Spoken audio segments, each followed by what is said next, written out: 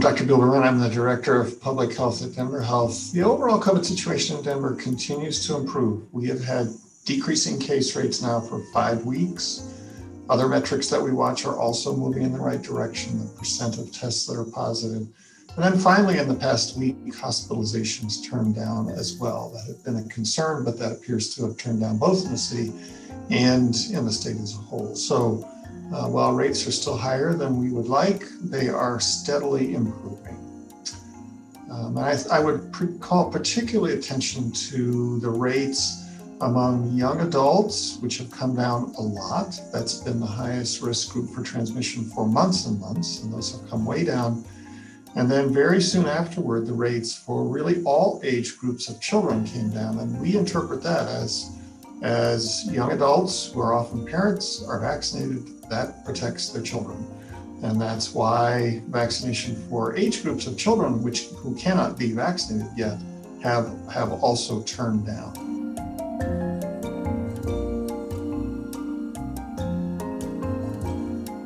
I think the CDC's announcement was a recognition of the strength of the science about just how effective these vaccines are. Early on, I'm sure many of us can remember concerns being raised about, well, in the clinical trials, it clearly showed that it was dramatically effective. All vaccines were very effective at preventing severe COVID. Do we know? We don't know that it prevents mild COVID. And I think part of the CDC's updated guidance was the clarity from multiple studies that these vaccines prevent both symptomatic and asymptomatic COVID. So some very large studies, very clear answers, no doubts. These vaccines don't completely eliminate, they decrease the risk of asymptomatic infection and hence transmission. And then finally, they also decrease probable infectivity when someone does get infected. So that, for example, respiratory tract secretions have lower viral loads of the virus in people who've been vaccinated. And everything we know says that should be associated with decreased transmission. So I think the fact that the CDC adjusted their guidance was very appropriate and was appropriate recognition of the strength of the science about what these vaccines can do. For schools, the key point is that, of course, large numbers of students have not been vaccinated. It's only very recently that we've begun to vaccinate any students in K through 12 education. And obviously, we can't vaccinate those who are 11 and younger. And so that's a key part of the population that is not vaccinated, can't be vaccinated.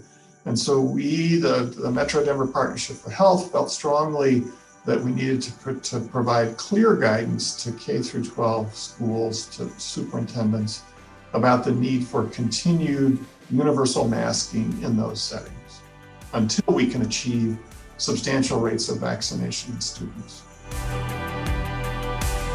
People can certainly arrange to have vaccinations done at their primary care provider at a number of sites. That's all fine. It's strongly encouraged. Obviously, for persons who are 12 through 17, it has to be the Pfizer vaccine. That's the only one of the 3 that's currently licensed for children. The school-based health centers of Denver Health are offering weekend vaccine opportunities. We also want to emphasize that they are available for family members to be vaccinated as well. So whoever comes with a student who's eligible, we are happy to vaccinate them.